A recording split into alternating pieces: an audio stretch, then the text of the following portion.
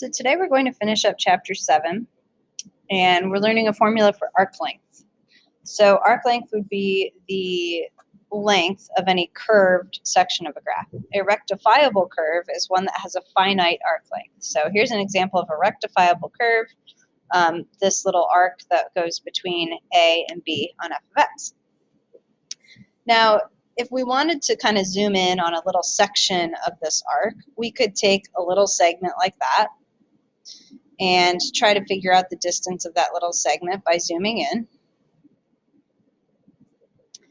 And if I want a segment of something, I could kind of form it into a little mini right triangle, right? So let's zoom in on that right triangle where the hypotenuse would be, it's the change in arc length, right? I don't have, I have kind of a big chunk here. So it's whatever the change in arc length is between this point and this point. So I'm going to call that delta S. And then the height of that triangle would be whatever the change in y is, so delta y, and delta x on the horizontal leg. So we can use Pythagorean theorem or distance formula, same thing, to find the length of delta s. We could say delta s is equal to the square root of delta x squared plus delta y squared.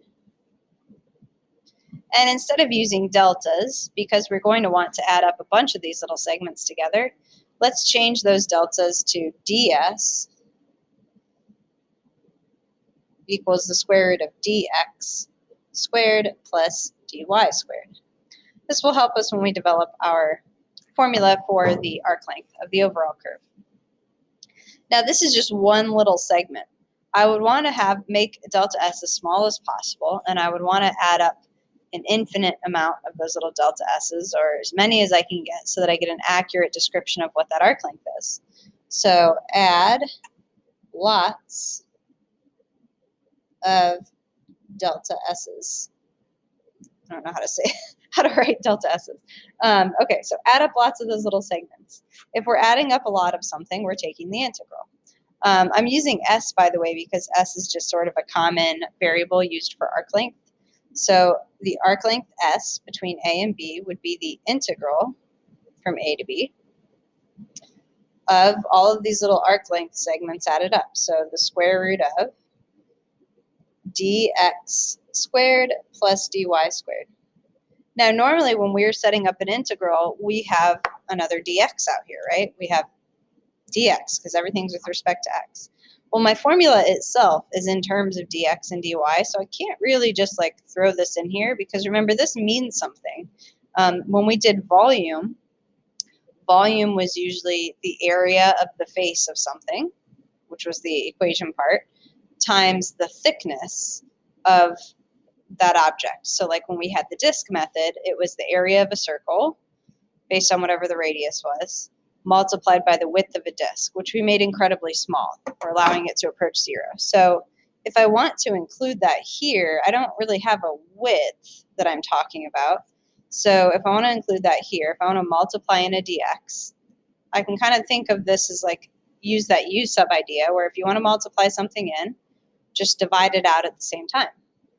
So if I want to have a dx right here, I can do that, multiply by dx, as long as I divide by dx at the same time. So that's just algebra magic. And then I don't want to leave my formula like this, because for a formula, it's not really good for us to have dx and dy separated and all this crazy nonsense going on. So let's do a little bit more algebra magic. I want to kind of reverse some things. So instead of having divided by dx, I would like this dx to be underneath the square root. And I can make that happen if I just square the dx. So what do I mean by that? Let's write it down first. I've got dx squared plus dy squared over dx squared. So why can I do that? And this dx is still out here. Why can I do that? Because in the go from this step to this step. If I have the square root of a dx squared in a denominator, that can come out of the denominator and just become square root of something divided by just plain old dx. So I just kind of went in reverse, unsimplified it, if you will. So again, that's just more algebra magic. Last step for my arc length formula will be to clean this up even a little bit more, because again, we still don't usually have things in terms of just dx and just dy. We usually have dy dx. So what if we divide this out? You've got a binomial divided by a monomial. So this could become the square root of 1 dx squared over dx squared plus, instead of dy squared over dx squared, let's call it the quantity dy dx squared. And this dx is still out here. This is more of a formula that we can actually use, because dy dx, what is dy dx? That's y prime or f prime or whatever your equation is. Dy dx is just take the derivative of the equation, whatever equation you're given for f of x, square it, stick it in the formula. So I kind of just wrote this here, but here's one version of arc length. You could memorize that version if you like. Another version of arc length is really just using all of our different notations for dy dx. So if y equals f of x is representing a smooth curve on the interval a to b, then the arc length is s equals the integral from a to b of the square root of 1 plus, if you don't want to write dy dx, you could just simply write y prime squared dx. Just keep in mind, if you're writing y prime, remember this is still, it's the derivative of the equation for y, and it should be in terms of x if I have a dx out here. If you don't like that, you could also look at it as the integral from a to b, the square root of 1 plus, maybe we want it to be f prime of x, that quantity squared. All of these are the same thing, so it does not matter. Memorize one of them, because you will probably be using the arc length formula on some part of the AP test. All right, let's put it into practice.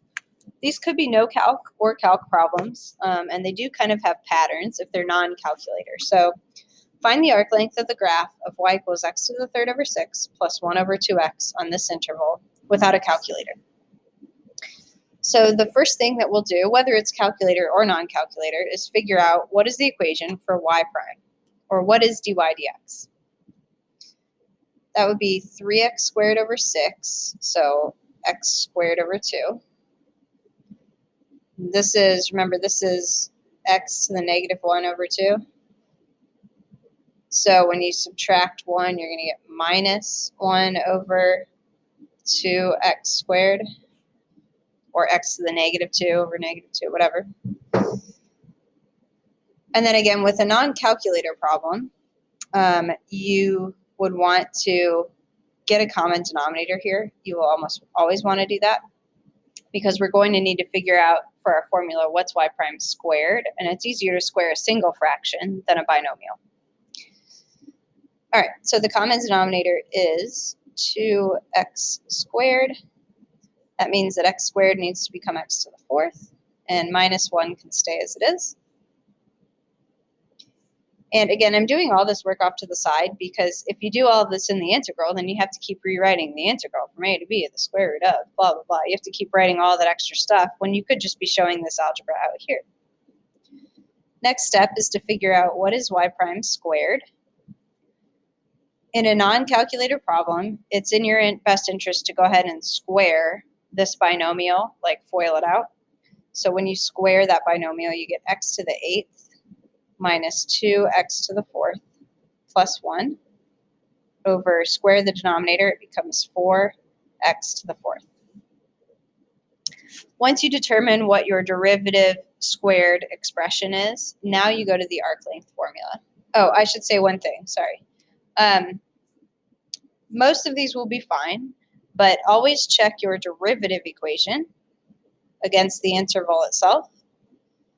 If there are any discontinuities in this interval for the derivative, we will run into a problem. We can't have an undefined value in our arc length formula. So the only issue with y prime would be if x equals 0, and that's not in this interval, so we are okay. You'll see me in my textbook work drawing an arrow from here to the interval just to show that I checked it, that everything's fine. And I'll show you what to do, I think, in our last example of what if there is a discontinuity. Okay, anyway, let's go to our arc length formula. We're looking at the arc length, the integral from 1/2 to 2 of the square root of 1 plus this expression, x to the 8th minus 2x to the 4th plus 1 over 4x to the 4th. All of that's under the square root. It's kind of hard to see that. Dx. Now, on a non-calculator problem, your next step will usually be to get a common denominator in here. Now, I'm going to do some of this in my head. I would expect that you can do this too, but if you need to write out the extra step, you can do it off to the side. 1 becomes 4x to the 4th over 4x to the 4th. So the whole fraction is over 4x to the 4th. And then when you combine like terms in your numerator, you're going to have 4x to the 4th plus x to the 8th minus 2x to the 4th plus 1. So let's put that in order. X to the 8th. A 4x to the 4th minus 2x to the 4th is now plus 2x to the 4th. And plus 1 is still there, plus 1. That's a really important step because this is a perfect square trinomial now that it has a plus 2x to the 4th. And so, well, and I should say this. I guess I could have factored this too, but that plus 1 doesn't really help you. Like, we don't want to factor it here because then you're just undoing the work you did back here.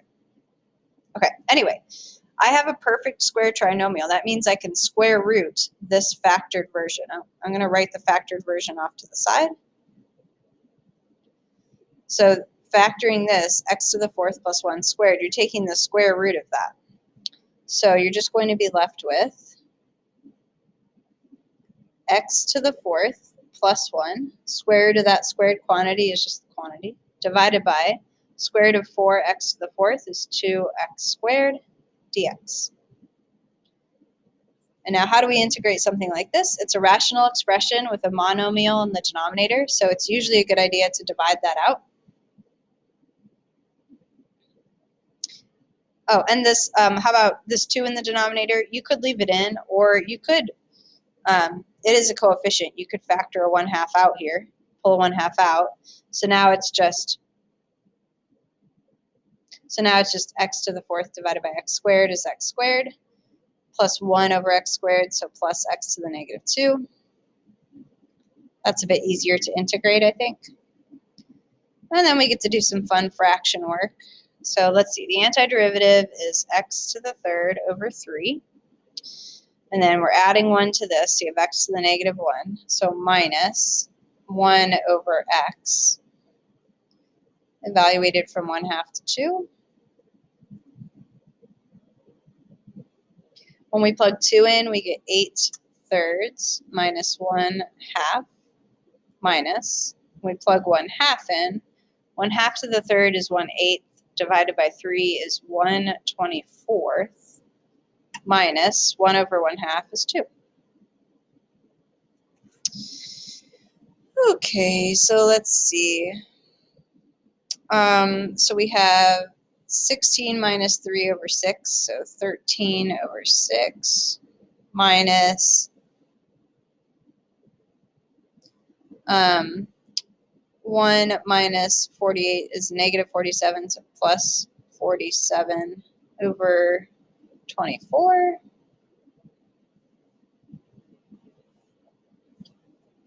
Let's see, multiply 13 by 4 and you get 52 over 24. Goodness, so 52 plus 47 is 99 over 24, and there's still a times 1/2 out there. 99 over 48, reduced by 3, 33 over 16. So that is our arc length. Now, you know, I mean, yes, you should be able to do that fraction work. It gets complicated. It's easy to mess up. A lot of these problems could turn out to be a calculator, or like a problem like this would have been fine. Maybe if we didn't have the 1/2, maybe if it went from 1 to 2, that might make it a little more non-calculator worthy. Okay, let's do another one. Find the arc length of the graph natural log of cosine x on 0 to pi over 4. All right, so let's first find the derivative. So what is y prime? The derivative of the natural log is 1 over, in this case, cosine x.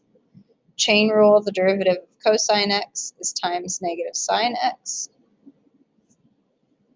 So y prime is really negative tangent x. And y prime squared, when you squared negative, you get positive, tangent squared x. Let's do a quick check. Is tangent x defined on 0 to pi over 4? Yes, tangent has asymptotes at pi over 2 and negative pi over 2 and multiples of those, and we're not quite there yet, so this is okay. All right, so we've already figured out our squared quantity, so now we go over to arc length. So the arc length, the integral from 0 to pi over 4 of the square root of 1 plus tangent squared x dx. 1 plus tangent squared x should look familiar. That's one of those Pythagorean identities. It's equal to secant squared x. So we have the square root of secant squared x dx. And now we have the integral of secant x dx. Now this is one of those hard ones because remember, secant x is not the derivative of any one of our 6 trig functions. Secant squared is, but not secant. So this is one that we kind of, I don't know, I don't always have them memorized. It pops up in a homework or two here, but I haven't seen much of this on the AP test where they want you to know what's the integral of secant of x. So anyway, this is one of those natural log ones. So it's the natural log of the absolute value of secant x plus tangent x. And then we're evaluating that from 0 to pi over 4. So I had to go back and look this up, but now that I'm thinking of it, you might be able to kind of remember them because, like, I know that the derivative of secant is secant tangent, and this is natural log of secant plus tangent, so that's kind of similar. So you can kind of try to remember it that way. And the derivative of cosecant is with a negative, cosecant x, cotangent x. So there are some patterns there. All right, natural log of the secant of pi over 4. Well, cosine of pi over 4, we have it memorized as radical 2 over 2. But remember, when you're doing secant, it's best to think of that before you rationalized it. Cosine of pi over 4 was really just 1 over radical 2. So the secant of pi over 4 is just radical 2. Rather than flipping this and then trying to simplify it, it's easier if you just remember that. Plus the tangent of pi over 4 is 1. Minus the natural log of the secant of 0. So the cosine of 0 is 1. The reciprocal of that is still 1. Plus tangent of 0 is 0. Now this becomes the natural log of 1. And remember, the log or the natural log of 1 is always 0. So this just comes down to the natural log of square root of 2 plus 1.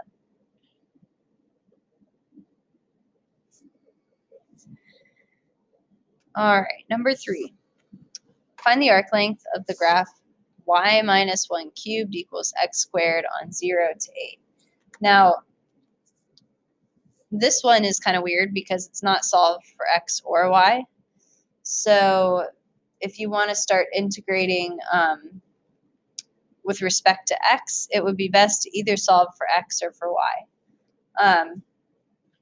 Now in this one, it seems like it would be easier to just solve for x because all I have to do is square root. If I want to solve for y, I've got to cube root and add 1. You can do this problem, start this problem off either way, but I'm going to get it so that it's x equals. If I square root y minus 1 to the third, that could be y minus 1 to the 3 halves, square rooting something cubed.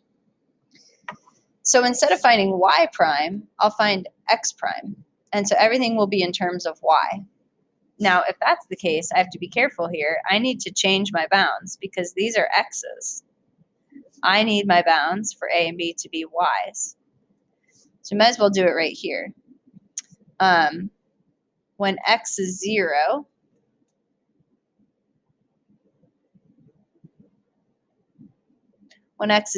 what is y? Y would have to be 1, right? You could say, okay, raise both sides to the 2/3 and then add 1. But either way, you're going to get y is 1. When x is 8,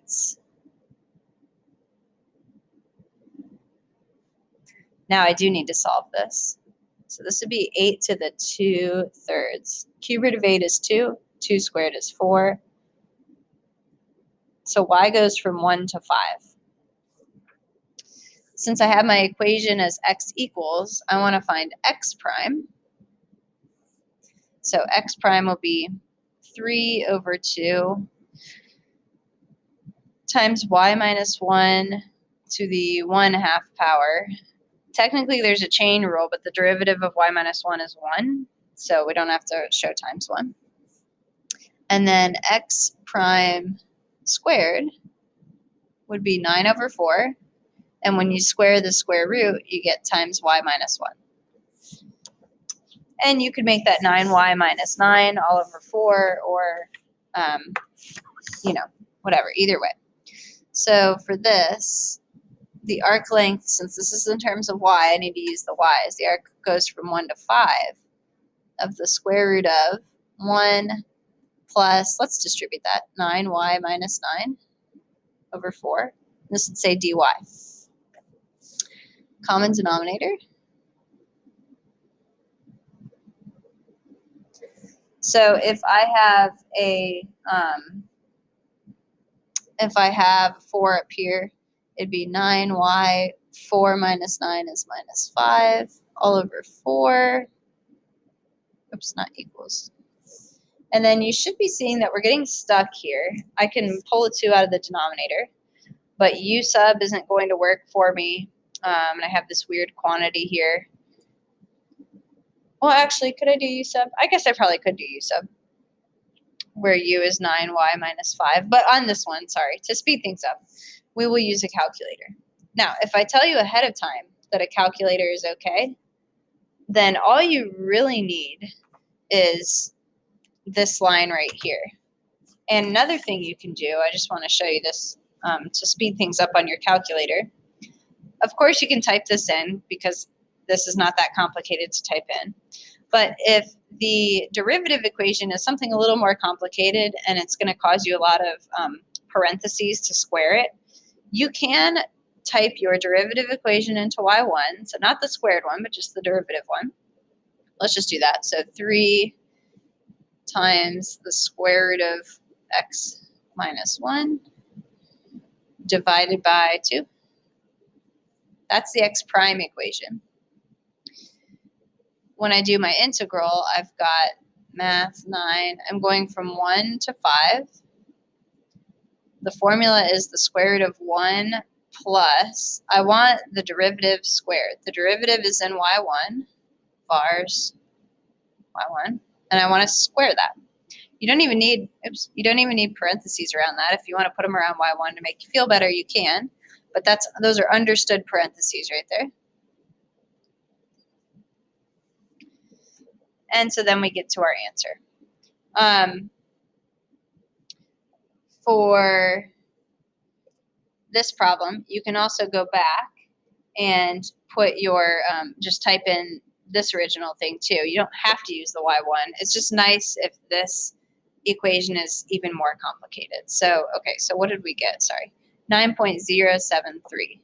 So S is about equal to 9.073.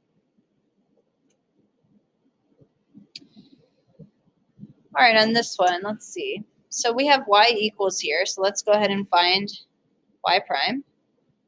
Now remember, this is x to the 2/3. So it would be 2/3 x to the negative 1/3.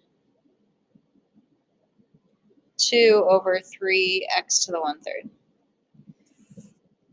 Now remember, we check. I didn't check on the last one. Sorry about that. On our last one, from 1 to 5, this equation is defined because values between 1 and 5 will not give you a negative under your square root. Here, from -1 to 3, we have a problem because x can't equal 0 in the derivative equation. And if I try taking the integral from -1 to 3 and there's a value that's undefined, my calculator will give me an error. So I cannot have everything in terms of x. If that happens, you should switch things around and get the equation to be in terms of y. So instead of y equals x to the 2/3, you can raise both sides to the 3/2 and make it y to the 3/2 equals x. And then we can find x prime. X prime is 3/2 y to the 1/2. What would the new bounds for y be? So remember, these are x values. So I can solve for them here. Y to the 3/2.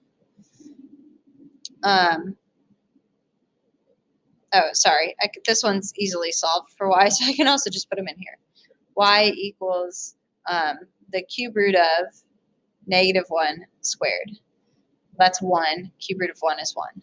So our y bounds go from 1 to, if I plug in 3, cube root of 3 squared, cube root of 9. Or you could make it like 3 to the, what would that be? 3 to the 2/3, whatever. So these are the new bounds. Are those okay to plug into this equation? Yes, because y just can't be negative in a square root function, so we're okay. So now x bar squared would be 9/4, and squaring that would become just y, so 9y/4. And our integral would be the integral from 1 to cube root of 9 of square root of 1 plus 9y/4 dy. And for time's sake here, we can put this in the calculator so we can avoid u sub and all that fun stuff. So again, on our calculator, the other nice thing about putting the x bar equation in here, and it's important that you put x bar, not the squared one, because you have it squared on your screen. The nice thing about that is that you can just kind of type the same line you had before, and all you're doing is swapping out your equation for x bar. So let me check this. 3 square root of x over 2. All I want to do is type the same thing but change the bounds. So that's kind of nice too. So this was cube root of 9. I'm just going to write 9 to the 1/3. And 1 was the lower bound. I'm getting 2.275. So on the homework, I believe we have some of the problems are calculator allowed and some are not. Let me see what I did on my key here. Oh yeah, so it says in the directions which ones are non-calculator. All right, that's it for today.